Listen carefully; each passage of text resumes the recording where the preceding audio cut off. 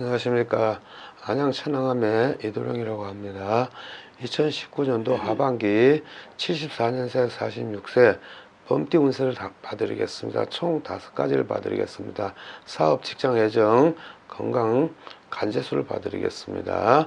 첫째, 1. 사업운을 먼저 봐드리겠습니다.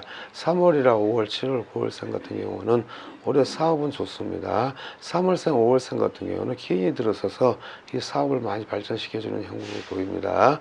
그리고 7월, 9월생 같은 경우는 주변에서 금전이라든가 금전이라든가 그런 형국으로 많이 도와주는 형국으로 보입니다.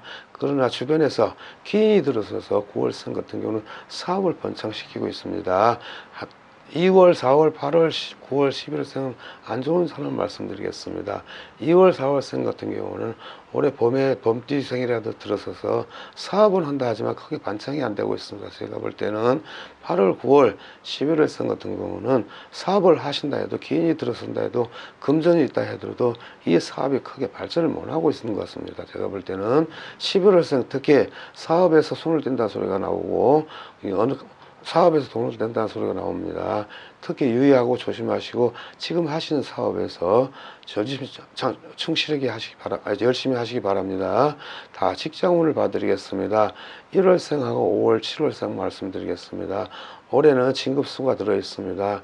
직금수가 들어있기 때문에 1월, 5월, 7월생 같은 경우는 올해 직장에서 앉은 자리에서 진급수가 들어있고 7월생 같은 경우는 올해 운이 들어있기 때문에 크게 좋습니다. 아주 그 자리는 제가 볼 때는 그 자리가 참 너무 좋습니다. 또 안 좋은 신분을 말씀드리겠습니다. 4월하고 7월, 10월, 11월생을 말씀드리겠습니다. 이 4월하고 7월생 같은 경우는 올해 사태라든가 그 있는 자리에서 그만둔다 소리가 나옵니다.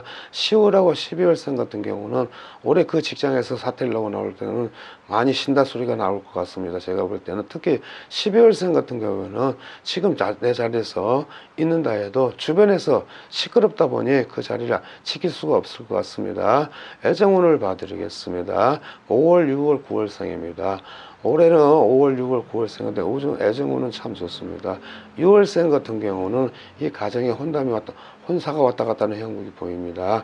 9월생 같은 경우도 인연수가 들어서서 참 좋습니다. 그러나 5월생 같은 경우는 올해 인연수가 들어서도 많이 생각하는 걸로 보이고 있습니다.